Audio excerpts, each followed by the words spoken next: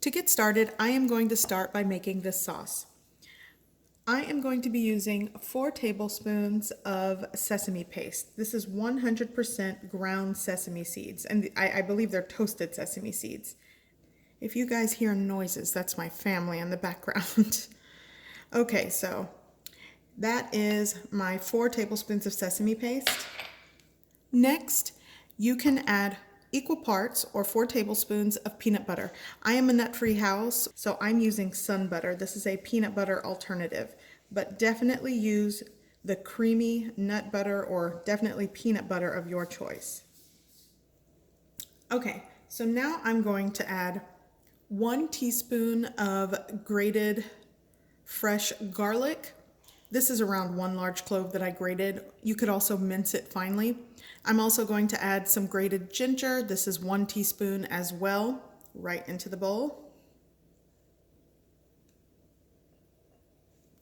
It smells so good. The sauce for this is just one of my favorites. Now I'm going to add 1.5 tablespoons of soy sauce. I'm actually using a low sodium soy sauce. You definitely can use what you have on hand. I'm also going to be adding around 1.5 teaspoons of rice vinegar. I'll start with a teaspoon, taste it, and then I'll add a little bit more. So you'll want to make sure that you taste your sauce to your preference, because even the ratios that I'm using, you might find it a little off or you want something extra, so bear that in mind. I'm just going to sort of mix it up like this. This is definitely not a creamy sauce, so you'll want to add some water to this. I'm going to start with 1/4 cup. I may go up to 1/3 cup. And I'm actually going to use a whisk. I might actually even add more than 1/3 cup of water. It just, again, depends on your ratios. So let's do that. So at this point, I'm probably at 1/3 cup of water.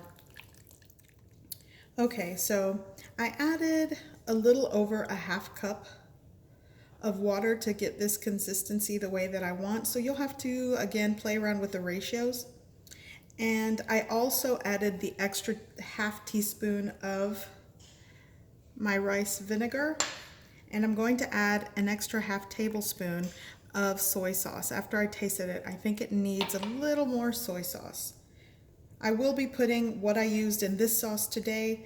I'll put the ingredients and measurements in the description below. So this is perfect. This is exactly where I want it. Now what I like to do, you could definitely add sriracha to this, or some sambal if you want some heat. But what I'm going to do, because I have it and I like it, I'm going to add a little bit of Korean red chili powder. This is gochugaru. It's the powder. I'll add maybe, I don't know, right under 1/2 teaspoon. It's going to be to your taste. Going to give that a whisk, and this is done. And this sauce smells amazing already. And you'll want to make this ahead of time just to allow all of these ingredients to just marry together. Remember, we have fresh garlic and fresh ginger, so the longer it sets in this sauce, the more flavor it gives to your dish. So this is ready. I'm going to cover it and set aside until I need it. Okay, so here are the noodles that I'm going to be using. I'm only going to be using around 1/2 of the package, basically 1 pound of fresh noodles. If you use dry noodles, follow the cook instructions from the box or package you purchase. I'm going to be cooking my fresh egg noodles for 3 to 4 minutes in boiling water. Then I'm going to drain them from the water and give them a good rinse in cold water. Okay, so here is a bowl that I just added some noodles. This is probably a 1 portion size. And all I'm going to do is take my sauce that I made And actually, I'm going to use a spoon. I'm just going to add some sauce right on top. You could also just take all of your noodles and add the amount of sauce that you like. This sauce amount easily can serve 2 to 3 large portions, maybe 4 medium-sized portions. It just depends on your palate. So I've got my sauce right on top, and I'm going to garnish with some fresh ingredients, a little bit more of this Korean spicy chili powder. And to add to the freshness of this dish, I'm going to add some julienne cucumber right on the side. It's perfect, actually. A little bit of toasted sesame seeds.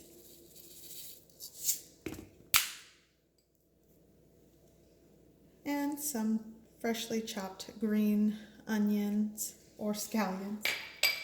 And here is a delicious bowl of sesame noodles. And it is perfect for any time of the year, especially the summertime, because you can definitely serve it at room temperature or even cold. Okay, so of course my husband is eager to try his dinner, so he's going to go ahead and give it a mix and give it a try. As you can see, the peanut sauce really does add a nice creamy color and texture to these noodles.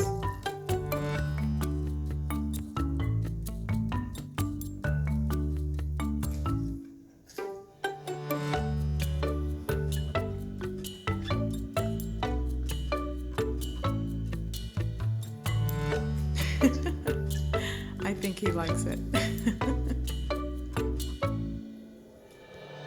So I hope you give this recipe a try. I hope you like it, and thanks for watching.